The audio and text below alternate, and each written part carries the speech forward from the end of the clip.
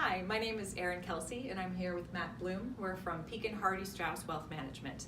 Today, we're here to preview our latest Navigator, which covers changes to the tax code.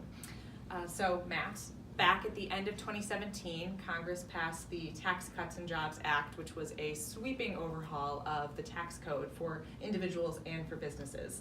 Could you kind of briefly cover some of the major changes that will affect the most taxpayers? Sure. So the TCJA, as it's often called, or more colloquially, the Trump tax cuts, actually implemented an entirely new set of tax brackets for federal income taxes, and that will affect virtually all taxpayers. There were other changes, including elimination of the personal exemption and a significant increase in the standard deduction. There were also other changes such as a cap on the deductibility of state and local taxes, as well as some changes regarding the deductibility of mortgage loan interest. So there were a bunch of changes, a number of others that we haven't discussed, as it was a large piece of legislation. So with all these changes, what do you expect the impact to be on the average taxpayer? And if you're someone who's looking for a strategy to either take advantage of these changes or maybe soften the blow, if they're negative changes for you, what would you suggest? Sure. So the impact really can vary widely depending upon an individual's circumstances.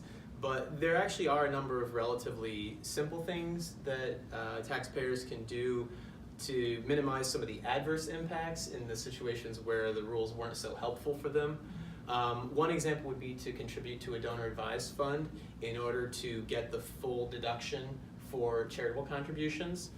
We actually wrote a Navigator last year that was specifically on that topic, as it's become a really powerful tax-saving tool with the new higher standard deduction.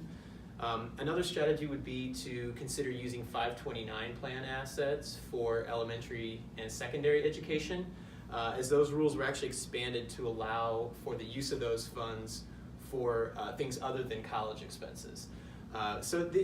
In this Navigator, we go into detail on those and other strategies that taxpayers can consider in this new tax paradigm. Great. Well, thank you, Matt. Sure. Well, it sounds like there are lots of ways you can think about optimizing your tax situation under this new tax code. If you're interested in learning more about these changes or more about some of the strategies that Matt mentioned to optimize your tax situation, I would invite you to go to our website, which is www.pekinhardy.com, and check out our latest Navigator. Thanks so much.